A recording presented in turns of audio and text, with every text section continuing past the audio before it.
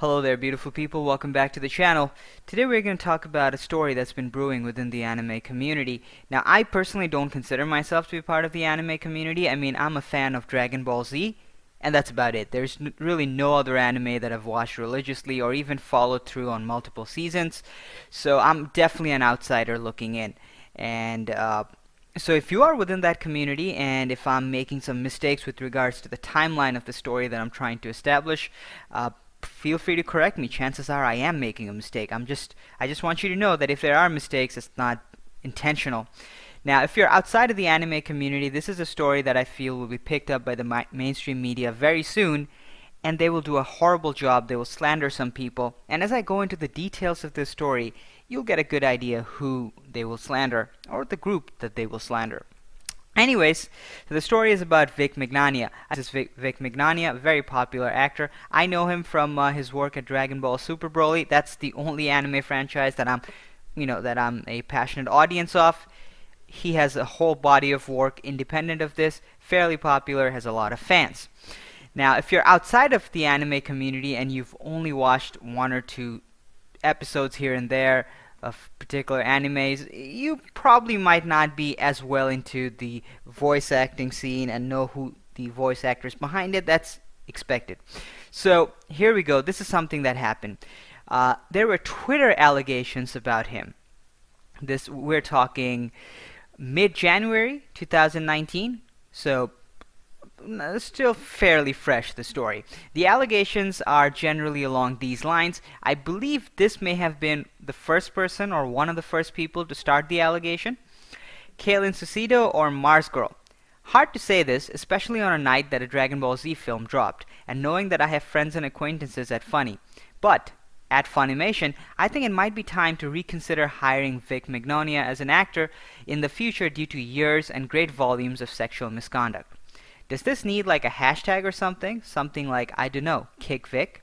Or does that evoke too much of an image of him being physically kicking him rather than giving him the boot? I don't know what the fuck I'm doing. I don't create hashtags. This was the birth of the hashtag kick Vic. Hashtag kick Vic is what you would expect.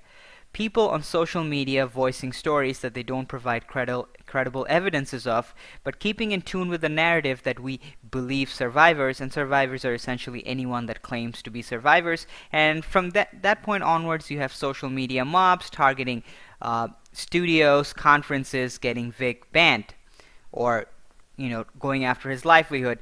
Typical stuff with movements like this. So just to give you guys some tweets to give you an indication, I don't want to get buried into the tweets because then we'll be here for hours. So something like this. Looks at Anime NYC, better check up on your boy. And there's retweeting Mars Girl. If your favorite conferences have social media pages and they're still inviting Vic, it might not be a bad idea to voice concerns. Other events have already quietly banned him. So as you can see what's going on, if you are hosting a conference, generally they're capitalizing on the fact that corporations don't want controversies. They don't want to be associated with anything that could be deemed as controversial. And here we have people that's just going after studios and conferences, getting a particular guy banned because, well, this is where it looks like targeted harassment. I shouldn't use the word harassment, but targeted deplatforming to me. As you can see, Anime NYC confirmed, we hear you and are speaking further with our team. And this is pretty much the birth of the movement Kick Vic. Hashtag. Here we go. If your favorite cons have social media pages and they're still inviting Vic, it might not be a bad idea to voice concerns. Other events have already quietly banned him. So you have a group of people on Twitter that's just going after conferences trying to get someone banned because, once again, allegations on Twitter and sticking with the narrative that you should believe anyone who claims to be a survivor. Now, Vic, I'm not going to go into the tweets of all the allegations that came up against him. Generally, they're Twitter threads, and Twitter threads, as far as I'm concerned, should have as much credibility as a Wikipedia article, because anyone can say anything. To the best of my understanding, no credible evidence has been provided against him, but generally they're Twitter threads. One of the more high-profile accusations come from this voice actress by the name of Monica Rial. And once again, the allegations are in the form of Twitter threads, emotional stories. You have to believe those stories in the sense that, you got to take their word for it. But beyond their words, I'm not sure if there is any evidence. So just some more stuff as to what's happening. You have Ranger Stop and Pop Atlanta is so excited to welcome voiceover pioneer Vick Mignonga as our guest from Dragon Ball Z, Star Trek Continues, and some of his other franchise. And there we go. People going after Ranger Stop as well. You have people going like using the hashtag. And once again, when you're one of these conference organizers, you're putting a lot of money into this, right? And you don't want any negative press, you don't want any controversy, so people just trying to get him banned from conferences. And allegations, I'll just talk to you guys about this one because most of the allegations, in my opinion, are in this form. I'm not going to read all the Twitter threads, but this, I think, is representative of the greater sample out there.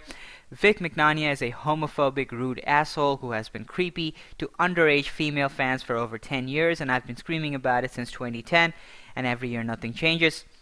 Him being rude to staff is a rumor. I've literally staffed cons he was in. Every single staff member hated him, but we were told he would be kicked off if he revealed things to outsiders. They would joke, you can only punch him once. He's really that bad, guys. I don't know what to tell you guys if you don't believe me. It's a shame my original 2010-2012 tweet is dead because you could see even all the way back he was complaining about, okay, I don't know. So basically, I'm not going to go into all the Twitter threads, but they're like this. You have people going on Twitter, making, saying things retroactively, and generally the notion is we have to take their words for it because, the people don't lie about harassment, especially of the sexual kind.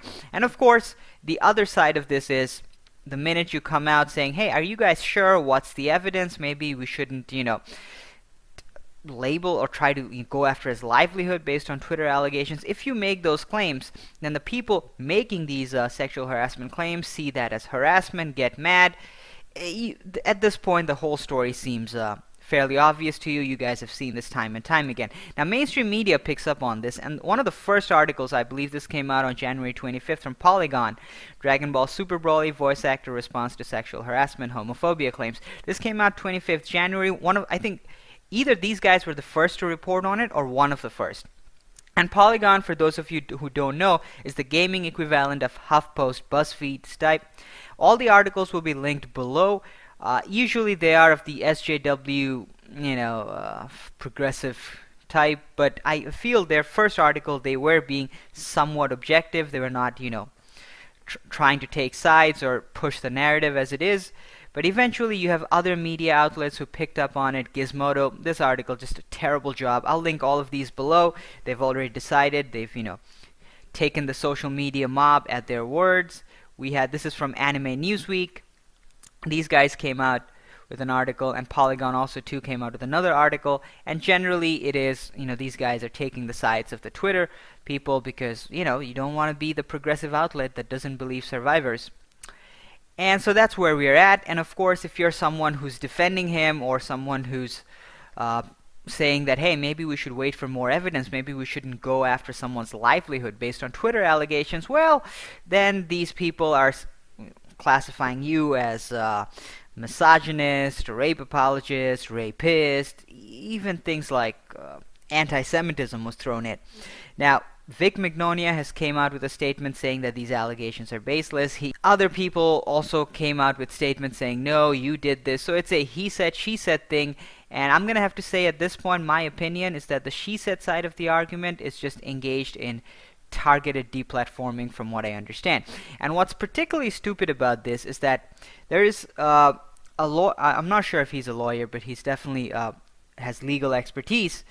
By that I mean I'm not sure if he's a practicing lawyer or if he's just academically trained lawyer by the name of Rikita Law, who started a GoFundMe page. Now, this is not someone who's representing him. This is just someone who started a GoFundMe page, and we have people going after him, saying let's get this submit his info to State Bar for review and stuff like that. So generally, when you're out harassing people, trying to interfere with their line of work for even defending him, I don't know. It sounds like you might be full of shit. Have mainstream media pick up on this news very soon, and chances are they're just gonna take off where these other gaming journals have left off and just not give this guy a chance.